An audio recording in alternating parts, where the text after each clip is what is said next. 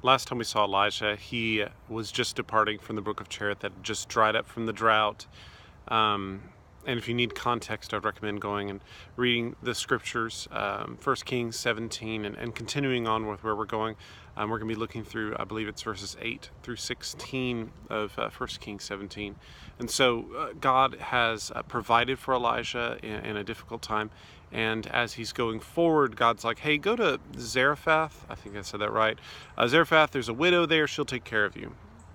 And alone, just to go to a place where you know where someone's going to be at, but to go to a place where someone's clearly hurting, a widow is going to provide for you. That can be very uncomfortable. Like, hey, I know that you're on your own and something happened to your husband, but you and your son need to take care of me because God told me to. For me, that can be very difficult because that sounds very prideful, like, oh, you're going to take care of me. But Elijah follows on that faith and trusts not in his words or in the widow's act, but trusts in God's truth of what's going to happen. And so he goes there and comes to this widow in this community, and he does as God commands him. He communicates to her, says, hey, I need you to provide for my needs. And in possibly one of the most dark, humorous moments in this passage, the widow, who's not named, simply called the widow, says, I'm about to go into my house and just cook what little bit of flour and oil that I have and give it to me and my son, and then we're just going to die. Let us just die. And I don't know what to make of that necessarily, if it's just a sarcastic comment or a consignment of her faith. But Elijah doesn't rebuke her, but just presses on and says, hey, God said that you're going to provide. So just do this for me. First, make me something, and then provide for you and your son.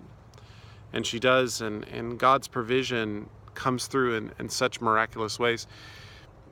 He doesn't just by faith provide for Elijah, but because of Elijah's faith to follow through with what God has commanded, God provides for this other person. Sometimes I think we think that our faith is only about us and the actions about it only impact us, when in reality, God can do so much by our trust and faith in Him, like He did for this widow and for this son. We get so scared to do things. We get so nervous, so anxious. I know I live in a culture where if I'm not successful, I get very frustrated, but failure is the greatest teacher, but faith is the greatest instructor. Let us take some time to walk out in faith, and I know I'm speaking to myself a lot here, to trust in what God has for us, not because it's only good for us and it's good to follow God's plan, but maybe it's going to impact a lot of other people as well, which it will. This widow goes in, she makes this small bit of bread, this morsel, gives it to Elijah, and as the days and weeks pass, the flour and the oil never empty. And God says something miraculous again. And why is it any surprise? The creator of the universe doing something above our comprehension. So as you go through your week, the next few days, consider how can you act in faith? How can you love and show compassion, and then therefore influence and love others and allow that blessing that God is giving you to bless others? Have a great week.